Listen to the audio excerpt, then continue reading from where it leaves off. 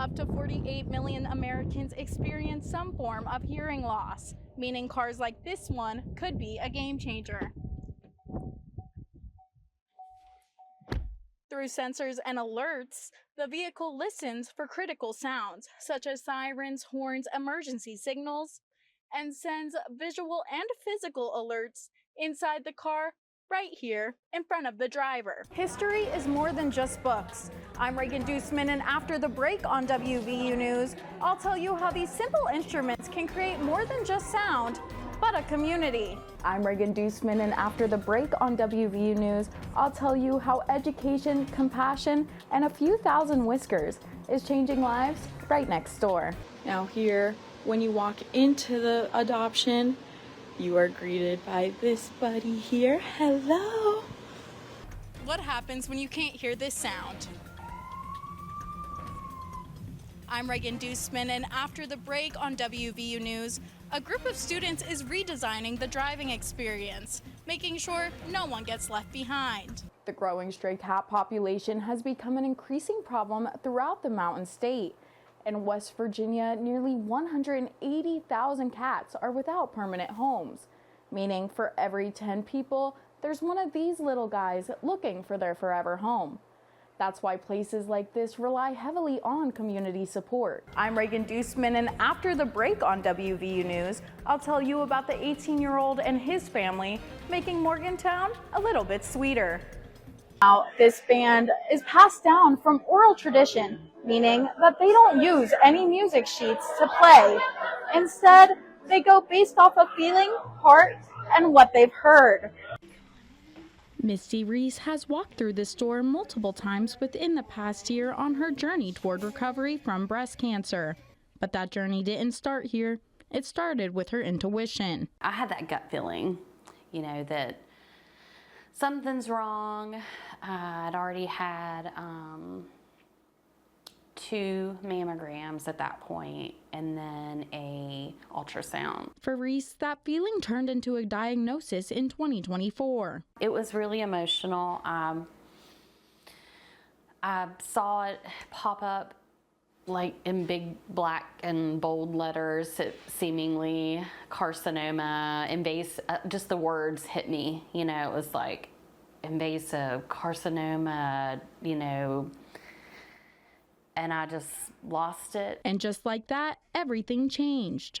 It was hard, very hard, because I have 2 younger kids, and that was a really tough conversation with them. Once I got the for sure, yes, I definitely have cancer. After a double mastectomy and 4 months of chemo, Reese says what she saw in the mirror no longer felt like herself. Just 2 blobs on my chest that, don't look like a woman.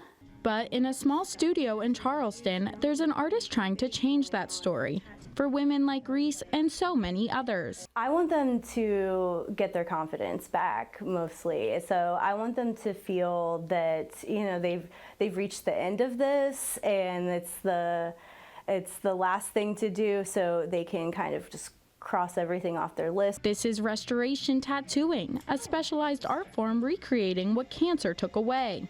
Around 300,000 people are diagnosed with breast cancer in the U.S. each year. About 50 of them take this chair and meet with Horniak, which for many becomes part of their final stage of healing. For the artists, that work goes far beyond technique. This just has a deeper meaning, and I don't know, it's just super rewarding to be able to do it and do it well. Horniak says she wants her clients to feel like nothing ever happened. It just made me finally feel like a woman again, For Reese, ringing the bell marked the end of treatment, but this was the final step in feeling whole again. On a weekday evening, tucked away in a corner of WVU's campus, a circle forms. No stage, no performance, just people and music. This jam session brings together musicians of all ages and skill levels.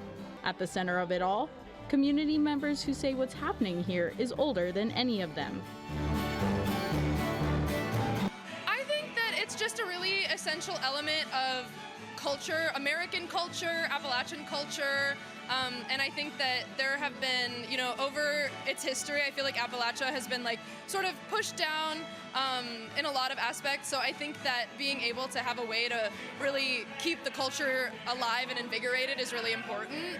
Appalachian music dates back more than 300 years, blending Scots-Irish ballads, African rhythms, and the everyday stories of mountain life.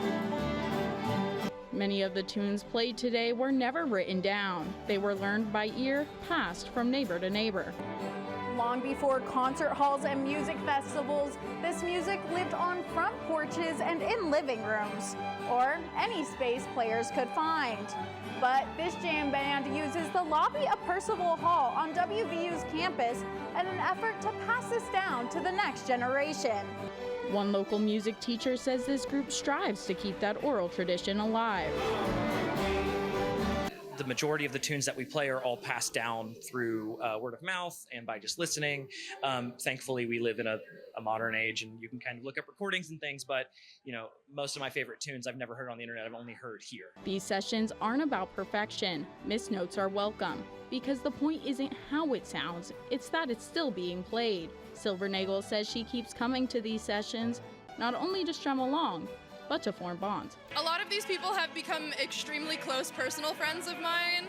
I'm a little newer to this specific jam, but I continue to just meet really, really amazing, wonderful, kind folks. And I just think that there's something about this music that really brings that out in people. And that's the real magic of Appalachian music.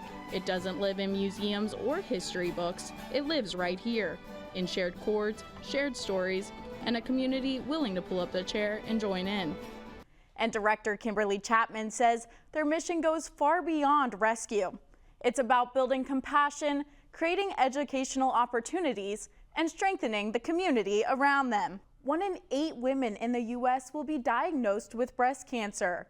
For many breast cancer survivors, the hardest part isn't always the diagnosis, it's what comes after. The Percival Pickers have met every Tuesday for the past 50 years and have no intention of stopping anytime soon. Because sometimes we don't need words to bond us, just open minds, hearts, and ears. This is Regan Duceman reporting live from Alchemy Studio in Charleston, West Virginia. Today I am joined by the owner, Christina Hornyak. Thank you so much for being with me. Oh, thank you. And so, can you tell me a little bit about what restorative tattooing is? Yes, so restorative tattooing, or some people call it paramedical tattooing, is hyper-realism on the body. So we're not doing anything, it's artistic, but not in the traditional tattoo sense. So we're working with a lot of skin tones, we're working with a lot of different scar texture, which is a huge game changer when it comes to tattooing because every scar accepts the ink differently. So that can be anything from 3D areola restoration. I do 3D belly button tattoos. I do a lot of scar work with pigments and without, and occasionally I'll do a fingernail or a toenail here, there too. That's awesome. And what made you want to go into this line of work? I just like helping people feel the best in their skin. With my background in aesthetics and everything, I think that was always the motivator for me to get into that industry, is helping rebuild people's confidence. But once I realized there were ways that you could do more with it, then I had to figure out how to do that too. Yeah, and what impact have you seen this have on your clients? Well, definitely a huge confidence boost. It's also closure, I think, for a lot of them. Yeah, and where would you like to see this industry go in the future? I want to see it, I would like to see it expand, of course, but I want to see it done right, with like a lot of educational background and a lot of like trauma-informed approach. That's perfect. And what would you have to say to anyone who is thinking about maybe getting a medical or restorative tattoo, but is nervous about it? Yeah, a lot of people think it's going to be painful. A lot of my clients have never had a tattoo before, so they're not sure exactly what it feels like. And especially I find my clients that have breast reconstruction with their implants, sometimes they think, you're coming at them with a needle and it's going to penetrate the implant, and they're terrified. And once I have to explain to them like how surface level we're tattooing and everything, it really calms them down. But I think there's a lot of nerves around it, and especially just the unknown in general. But I am really focused on keeping my clients comfortable, and I always check in on them while we're working to make sure that that's the case throughout the whole appointment. Yeah, that's great. Thank you so much for meeting with me today. Thanks for having me. Well, we'll have more on restorative tattooing on our upcoming newscast. But for now, this has been Regan Duceman reporting live from Charleston for WVU News.